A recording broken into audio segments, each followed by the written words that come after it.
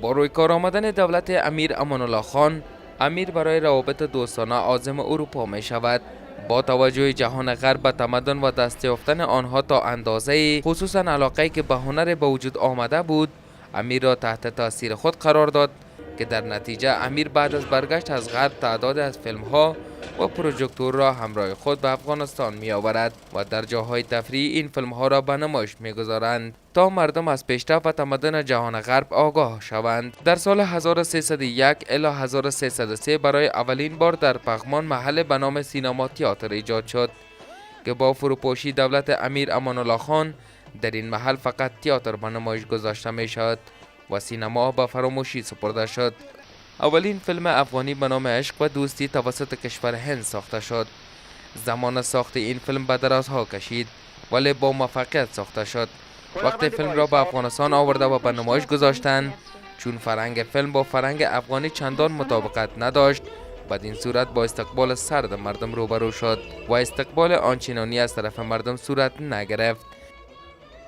به نظر برخی از خانواده ها هم مردم کابل به مرور زمان از فرهنگ سینما فاصله گرفتند و بعضی از تماشاگران فیلم ها در سینماها ادب اجتماعی را در حضور دیگران رعایت نمی کنند.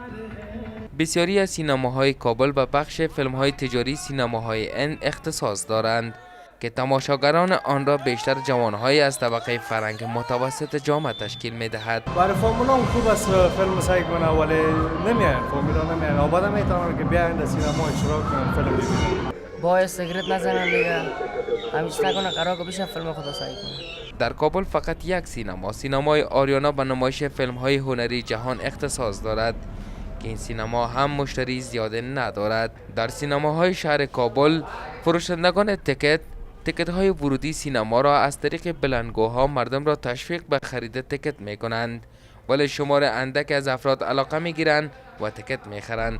سینما آریانای کابل فیلم های هنری جهان را به نمایش می گذارند، اما بدون زن. فرهنگ رفتن فامیل ها به سینما از ذهن مردم رفته است. تلاش های زیادی برای جذب فامیل ها صورت گرفته است، اما آن گونه‌ای که دیده می شود این تلاش ها به نتیجه نرسیده است و تا حال کمتر مردم حاضر شده با اعضای خانواده‌اش به سینما برود. بعضی از خانواده ها معتقدند که سینما ها محیط مناسب برای خانواده ها نیست. صاحبان سینما می گویند آنها درآمد خیلی ناچیز از بابت نمایش فیلم به دست می آورند و در صورت ادامه این روند مجبور خواهند بود سینما را تعطیل کنند. سینماها در سطح شهر کابل بعد از اینکه چینل‌های تلویزیونی زیاد شد البته شکست خورده، سینما تماشاچی خود از دست داده. باز هم سینما آریانا فضل خداست در تماشاچیش خوبتر است نسبت به دیگه سینما و توقع ما از کسایی که میان سینما را میبینن است که نظم برای مراعات کنن، در داخل سالن سیگرت نکشن، و تفریح بیرو برای سیگرت بکشن. تفریح برای زمین است که در بیرو باید سیگرت بکشن. خواست ما از جوانان هم نیست. سینما آریانا که حدود 600 نفر گنجایش دارد، در اواخر دهه 60 میلادی ساخته و در جریان جنگ‌های داخلی اواسط دهه 90 ویران شد که بعد از سالهای زیاد دوباره توسط کشور فرانسه بازسازی گردید. احمد سمین زلمی، تلویزیون ناتو، کابل.